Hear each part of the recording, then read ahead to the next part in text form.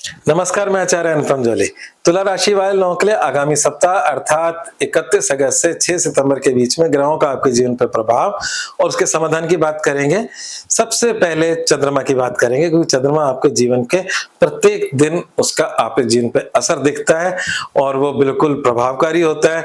तो देखते हैं कि प्रत्येक दिन चंद्रमा कहाँ-कहाँ है और आपके जीवन पे कैसा असर डाल रहा है, और समाधान की भी बात करेंगे। तो चंद्रमा की शुरुआत मीन राशि से लेके मिथुन राशि तक है। इसका मतलब क्या हुआ? आपकी तुला राशि की छठे भाव से लेकर नवम भाव, भाग्य भाव, मतलब रोग ऋण से लेके भाग्य भाव तक चंद्रमा का सफर रहेगा। अब इनमें से कौन सा अच्छा है, कौन सा बुरा है, वो बता देते हैं। तो सप्ताह की शुरुआत तो बहुत अच्छी हो रही है। छठा चंद्रमा, छठा घर बहुत बुरा होता है, पर गोचर का चंद्रमा शुभ लाभ देता है। तो छठा घर बुरा क्यों होता है? उसमें बीमारी, उधारी, शत्रुता, कोर्ट कचहरी, ये सारी बातें निहित होती हैं।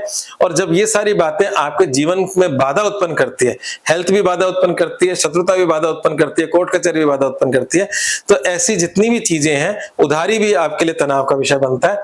तो इन सब चीजों पे क्षणिक समाधान देता हुआ चंद्रमा जाता है हर साल, हर महीने में। साल गलत बोल दिया मैंने। हर महीने 2-3 दिन ऐसे मिलते हैं जब आप इन चीजों से ओवरकम हो सकते हो। तो सप्ताह की शुरुआत ऐसी है, आपका वर्चस्व मजबूत होगा, शत्रुओं पे पक्ष भारी होगा, शत्रु कमजोर पड़ेगा, और इस प्रकार की सूचनाएं अगर आपकी कोर्ट की डेट है उस सब में आपको लाभ मिलेगा। 7वां चंद्रमा बहुत ही शुभ लाभकारी होता है, और क्योंकि तुला राशि के 7वीं राशि मेष राशि है और मेष राशि का स्वामी इस समय मंगल भाग्य भाव में बैठा है, तो यहां से जब चंद्रमा गुजरेंगे तो मौज, शौक, भाग्य में परिवर्तन और जीवन साथी का सहयोग, ये सब चीजें आपको प्राप्त होंगी। कब प्राप्त होंगी? दिन होगा आपका 1 और 2 तारीख, मतलब 1 और 2 तारीख को सितंबर की आपके लिए मौज मस्ती वाला समय होगा, पुष्टिदायक होगा। अगर बिजनेस से संबंधित भी अच्छे परिणाम प्राप्त होंगे, और पार्टनरशिप, चाहे वो लाइफ पार्टनर हो या बिजनेस पार्टनर हो, दोनों से आपके संबंधों में घनिष्ठता आएगी।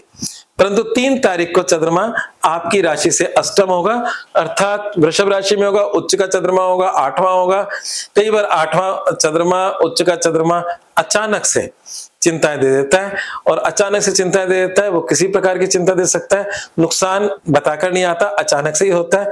तो इस समय हमें केयरफुल रहना होता है, कोई जोखिम नहीं लेना होता। तो आपको 3 और 4 को कोई जोखिम नहीं लेना। और 5 सितंबर को चंद्रमा आपके नवम भाव अर्थात सुबह 10:18 पे आपके भाग्य भाव में आ जाएगा, और भाग्य भाव में ऑलरेडी मंगल बैठे हैं, और मंगल और चंद्रमा की वहां युति कुछ संघर्ष के साथ आपके कार्यों को मतलब रिजल्ट तक पहुंचाने का काम कर रही है। सफलता संघर्ष के साथ मिलेगी। मंगल कहता है संघर्ष, 9वां घर कहता है कुछ बदलाव के साथ। तो कहने का मतलब है कि सप्ताहांत में कुछ एफर्ट्स कर ही आपको चीजें प्राप्त हो रही हैं। तो ये था आपके चंद्रमा का पूरे हफ्ते का एक तरीके से चक्र, किस प्रकार से आपको चीजें मिल रही हैं, लाभ हो रहे हैं, हानि हो रहे हैं। बाकी चीजों की अगर हम बात करें तो जो सबसे अच्छा मुझे दिख रहा है इस हफ्ते का परिवर्तन, जो पिछले कुछ समय से बहुत परेशान कर रहा था आपको, मैंने आपको बताया था कि शुक्र नीच का चल रहा है जो आपकी राशि का स्वामी है, और वो भी 12वें घर में चल रहा है, अर्थात हॉस्पिटल के चक्कर लग सकते हैं। उपाय भी दिया था कि अस्पताल में कुछ ना कुछ दान पुण्य कर देना। तो ये सब जो चीज दी थी उसमें अब परिवर्तन आ रहा है। आपकी राशि का स्वामी शुक्र कहीं ना कहीं आपकी राशि में आकर आपको बहुत बड़ी मदद कर रहा है, स्वास्थ्य के लिहाज से भी मदद कर रहा है, आपके डिसीजन मेकिंग के लिहाज से मदद कर रहा है। ये सब चीजें बिगड़ी हुई थी इस शुक्र के नीच के होने की वजह से। अगर 12 राशियों में सबसे ज्यादा कष्ट तुला राशि को था इस शुक्र के नीच के होने का, तो शुक्र तुला में आ रहे हैं 2 सितंबर दोपहर 1:47 के बाद। तो कह दो कि कह देते कि 2 सितंबर दोपहर 1:47 के बाद आपका समय स्टार्ट हो रहा है, और पॉजिटिव समय स्टार्ट हो रहा है। वो आपके स्वास्थ्य को लेकर, आपके डिसीजन मेकिंग को लेकर, आपके विल पावर को लेकर, और आपके आत्मबल को लेकर, सभी चीजों को लेकर आपका समय अच्छा स्टार्ट हो रहा है। इस समय आपके क्रिएटिव आइडियाज होंगे, आप क्रिएटिविटी के चरम पर होंगे, आपके क्रिएटिव आइडिया आपको बहुत फायदा देंगे।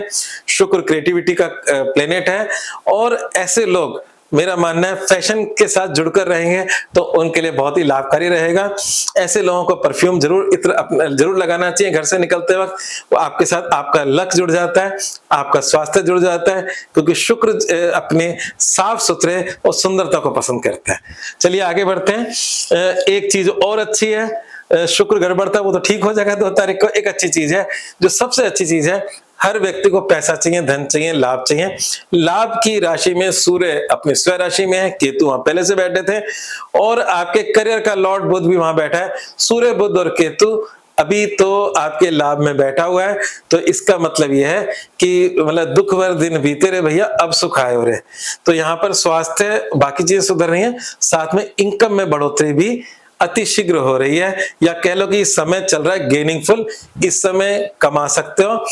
अच्छा, कमा सकने में हम ऐसा मानते हैं नौकरी पेशा का तो हर चीज फिक्स होती है, पर जो बिजनेसमैन होते हैं उनके लिए उतार चढ़ाव बने रहते हैं।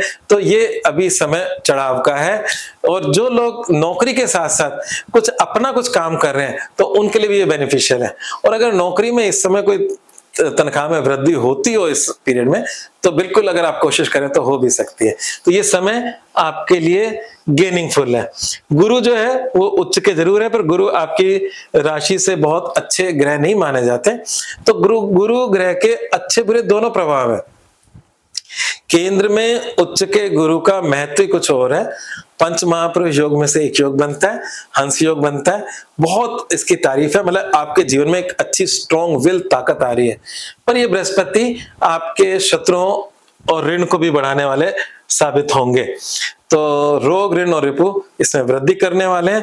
तो हमें उपाय अगर कुछ करना है तो बृहस्पति को हम एक बैलेंस कर लें तो हमारा बहुत कुछ उपाय हो जाएगा। और बृहस्पति को बैलेंस करने के लिए एक अच्छा उपाय मैं दे रहा हूं, प्रत्येक बृहस्पतिवार। अच्छा, ये आपको रेगुलर करना है, इस हफ्ते से मतलब नहीं है इसको रेगुलर करें। प्रत्येक बृहस्पतिवार गुड़ और चने की दाल गाय को डालना शुरू करें। चने की दाल, जो पीली चने की दाल होती है, उसको पानी में भिगो लें। 2-3 घंटे में वो नरम हो जाती है, वो गाय को खाने के लिए डालें। नहीं तो बुधवार की रात को भिगो लें, सुबह गाय को डाल दें। तो इस प्रकार से ये आप उपाय करें। मूल वाक्य जो है, स्वयं की कमजोरियों से उभरने का समय। जो 2 तारीख को शुक्र चेंज हो रहा है, जो भी आपके जीवन में समस्याएं आई थी उन सब से बदलाव का समय आ चुका है। अपने जीवन को बेहतर बनाने का समय हो चुका है। आज बस इतना ही। धन्यवाद।